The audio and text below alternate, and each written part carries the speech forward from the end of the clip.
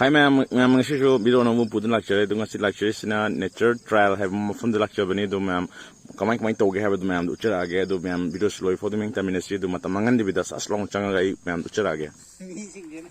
ma'am khoi changba hore manung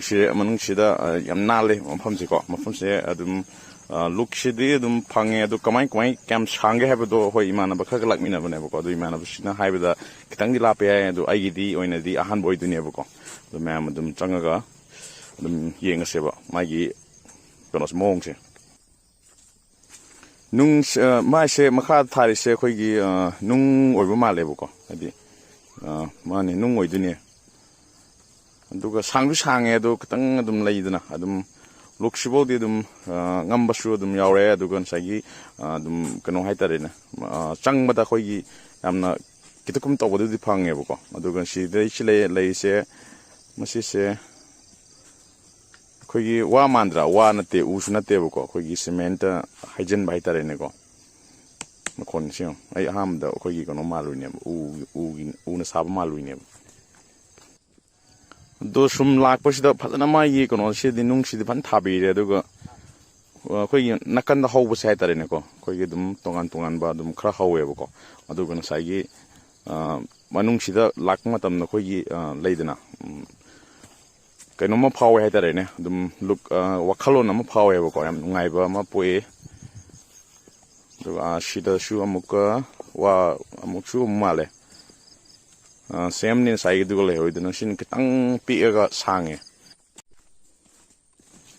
adum look siang ko khoi bamboo gi she dum khoi dum thongga do khoi sum thanai dun so shu dum look she phajana pul de yubi thori na ga ngam madi hapet ngam duri mai mathak se ko sidaina sai down the kumdare ko adu sidaina khatang sange kono khoi gi moina sembiram si wase yam phajana khoi gi hadi nop to male nop te ba khojat pada ko maintain phajan to biram me wa mafam se yam phajai sidi kasu adum songa ga leibani dana du shu sai gi nature gi ma moina sai tha gi bodo adu gi di adum mahau do dum hadi manung changkanda magun dut phang hai tare ne yung sangem na koi megala da shu chaning mane bo megala da sagi koi na phone da u da ke shum yam lai ya mo ise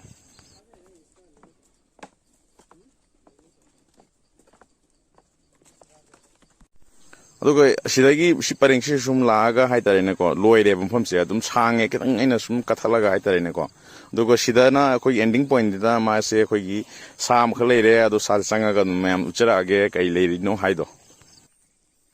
camera su thele hai am phai adu haidi leidina adu changba horage manung se ko ising du ure adu ga leiri sina mayam sidi am sathi ba mani leiri si ko adi karial je leirame ba ko adu ga am lum minima se 160 dang leire lap span na 18 years 12 sa se sai gi luxury se kono de ne ko khoi Dimapur gi mfom de ne ko adu ga sai gi ending point le am na si ai hapchara ab ne ma'am de ko adu ma'am u sum ya wira mani yam lap na le ra me ma se sangi khradi sigi moi se makhan ma'am le de na di machin khatum mi du ne ba sin machin ai di pi ga sang ba do nga yam chagan ba do adu do ma le ba sai ma tha ho ba do dum khari chau ma le ma se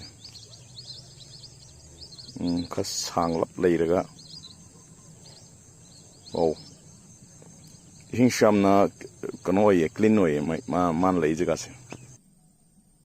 ma ngasi gi shwai sida lo shinam to jage ado ngasi aina luxury mafam sina Dimapur gi zoological park haina man lei ju yam chaw ma ko adu gan sagi mafam sina Rangapahar da haitare ne Rangapahar da leiba mafam da aina luxury bani adu sagi ahan begi nature trial haiba